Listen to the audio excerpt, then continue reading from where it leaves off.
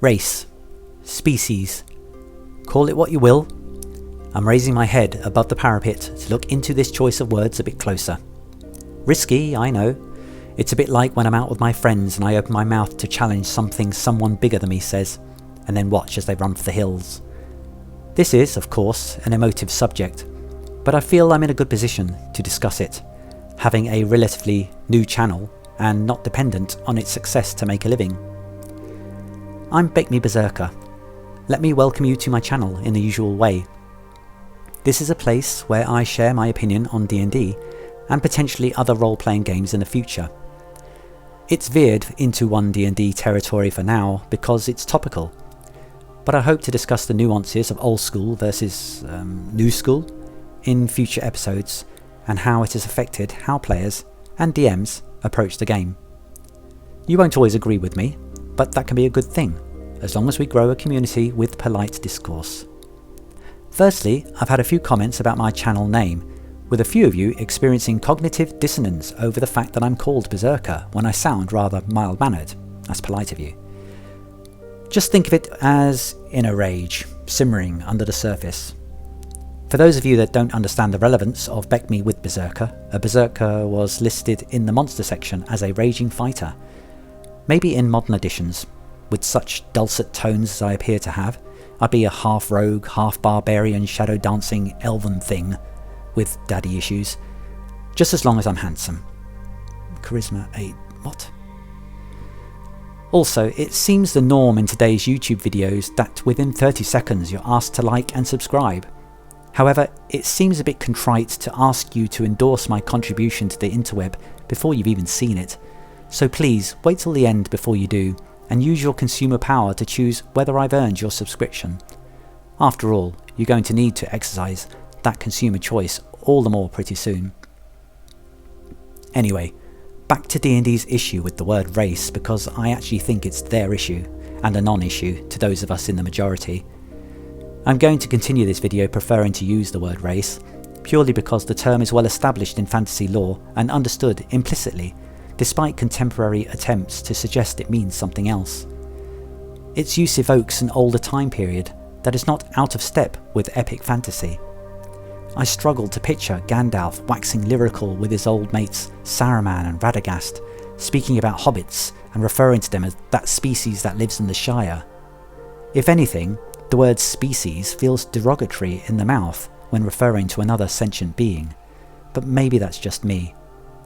Look, whether you end up calling beings races or species is up to you, it's your game after all. I just think that WotC and potentially other game designers are reacting to a non-issue raised by a vocal minority. Dungeon Masterpiece raised an excellent point in his video about methods wizards are using when conducting surveys for 1D&D, I'll put a link below, and how it only accounts for a narrow section of our community, in my view to elicit the response they want, but that's a whole other deal. So considering the actual number of players that engage with wizards on a regular basis, I would strongly suggest that it's a very narrow section of our community that is calling to change designation from race to species. I mean, for most of us, the implicit understanding within a fantasy setting is just understood. By the way, I should state clearly that in referencing Dungeon Masterpiece's video here regarding survey practices, these are my views, not necessarily his, so please don't go throwing any shade over there. For the record, I'm in a mixed race relationship with 3 grown-up children. Whilst this is hardly a qualification, it does offer me an insight into how some non-whites perceive the word race in a fantasy context.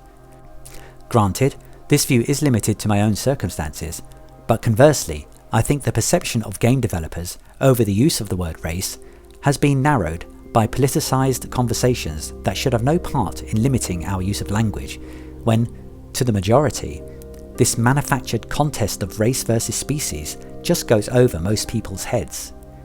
WotC and other game designers seem to be tripping over themselves to say the right thing, project the right language, without enough discourse over what right means in this context. So anyway, I've got that off my chest. I prefer the word race to species, and I've told you why. So let me dive into another aspect of races in D&D that I'm disliking more and more, and that's WotC's apparent drive to project our human concepts and values onto other races. essentially creating a homogeneous mixed bag of shapes and colours, and underneath it all, we're all the same. In my opinion, this makes for a boring game and risks a flawed perspective that everyone can get along. What are races in the context of fantasy literature? Well, in addition to humans, there might be an elf race or an orc race. In this context, we are not referring to the separate diverse cultures that one might find within a single race, such as our own. Therefore, the sheer hubris in the assumption that all races share the same values, or indeed have the ability to share the same values, especially when we have such difficulty with this within our own race, is astounding. Let me explain. You and I are human, to the best of my knowledge.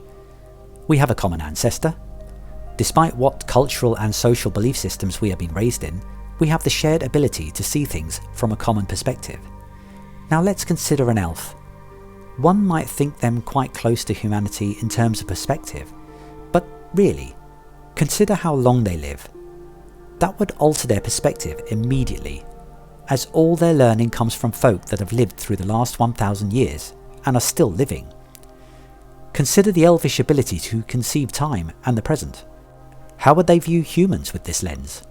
Very much a threat, I would guess, and certainly not as a race that sees the bigger picture. If you think about it, if elves shared the human worldview, they would be its overlords.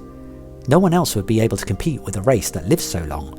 But they don't compete in this way because they are elves, and we as humans would find them difficult to understand. Tolkien got this right, in my opinion, in how he dealt with the estranged relationship between men and elves. Of course, I have only touched on lifespan. Imagine if I went into things like art and magic. Now let's look at orcs. Orcs are a brutish race unconcerned with human things like compassion or mercy. They are a distinct and different evolutionary race, and so may not even have the ability to be compassionate. For us to impress our human ability for compassion on the orc psyche is practically a soft form of bigotry that declares we are all the same. We are not. It's not that we don't wish to be, it's just that we're not. Orcs are damned scary, and you shouldn't trust being within 10 miles of one. One thing springs to mind in all this projection of the human psyche, and it's a scene from the movie called Life of Pi. The young protagonist forms a relationship with a tiger at a local zoo and wonders if he could be its friend. He feels the bond growing and gets even closer to the creature's bars before he is pulled back by the handler. He is told that whatever thoughts he has in forming a bond with the creature, whatever projections he is making in terms of shared feelings, they are all made up in his own mind, and that the tiger just views him as food. The handler proves this by putting a goat in front of the bars, which the tiger promptly pulls through, breaking all of its bones in the process, and devours.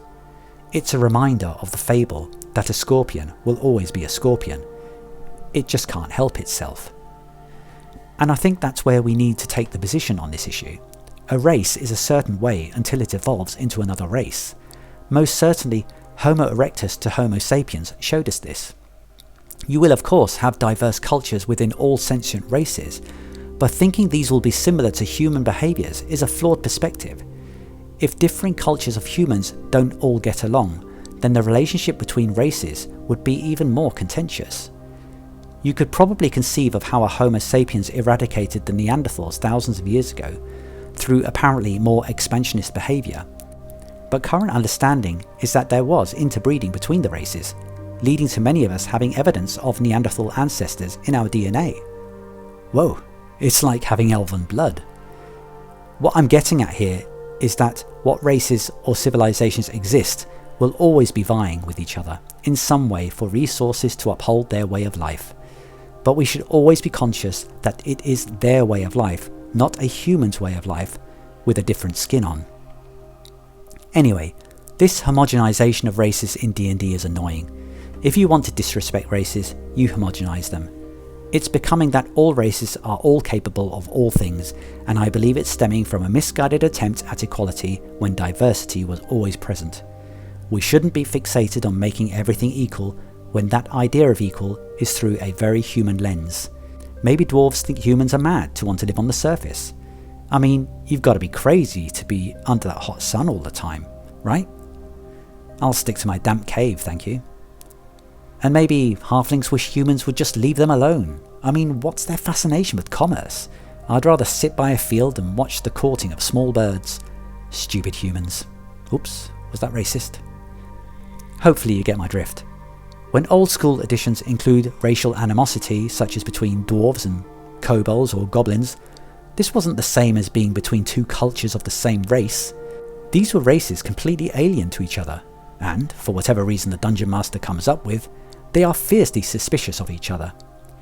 To conceive this as problematic in today's society demeans the maturity of your audience. I've yet to hear of anyone becoming a raging racist after playing D&D, probably because it's hard to be anti-kobold when they don't exist. But please, if you have examples of increased racial tensions due to old school D&D publications, then please let me know. Okay, I'm gonna leave it there. Thanks for getting this far. Hopefully I've earned a like and subscribe. And if not, please pop by again to see if I can prise them out of your fingers next time. I'm Bekme Berserker, and I hope to see you again here soon.